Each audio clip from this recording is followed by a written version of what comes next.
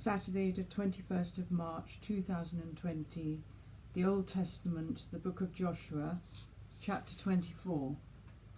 And Joshua gathered together all the tribes of Israel in Sichem, and called for the ancients, and the princes, and the judges, and the masters.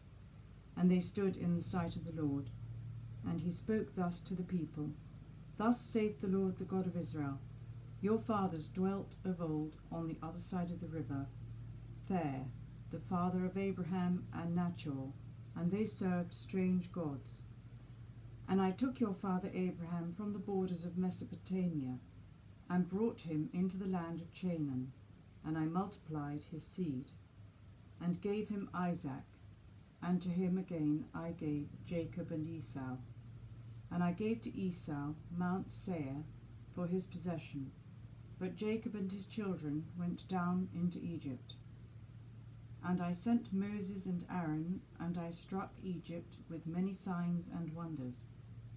And I brought you and your fathers out of Egypt, and you came to the sea, and the Egyptians pursued your fathers with chariots and horsemen as far as the Red Sea.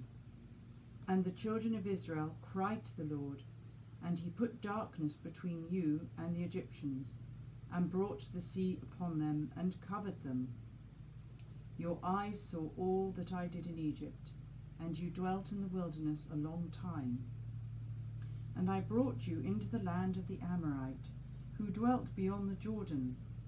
And when they fought against you, I delivered them into your hands, and you possessed their land and slew them.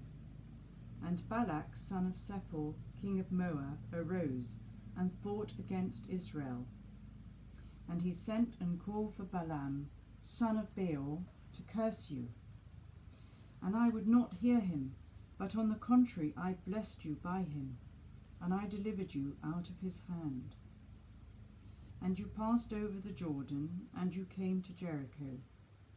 And the men of that city fought against you, the Amorite, and the Pharisite, and the Canaanite, and the Hethite, and the Gergesite, and the Hivite, and the Jebusite, and I delivered them into your hands. And I sent before you hornets, and I drove them out from their places, the two kings of the Amorites, not with thy sword, nor with thy bow. And I gave you a land in which you had not laboured, and cities to dwell in, which you built not, vineyards and oliveyards which you planted not.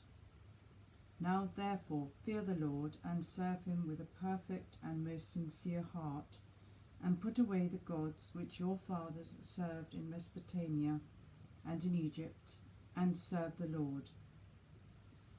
But if it seem evil to you to serve the Lord, you have your choice. Choose this day that which pleaseth you, whom you would rather serve, whether the gods which your fathers served in Mesopotamia, or the gods of the Amorites, in whose land you dwell.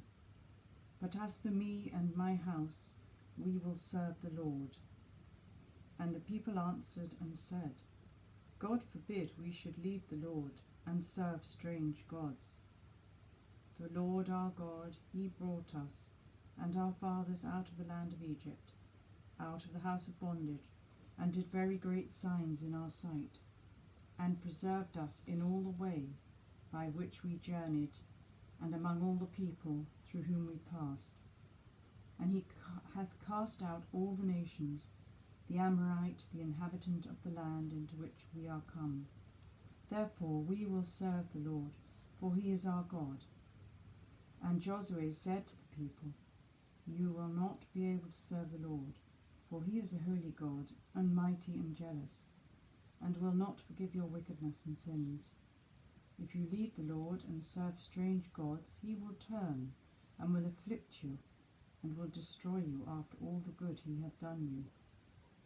And the people said to Josue, No, it shall not be so, as thou sayest, but we will serve the Lord. And Josue said to the people, You are witnesses that you yourselves have chosen you, the Lord, to serve him. And they answered, We are witnesses.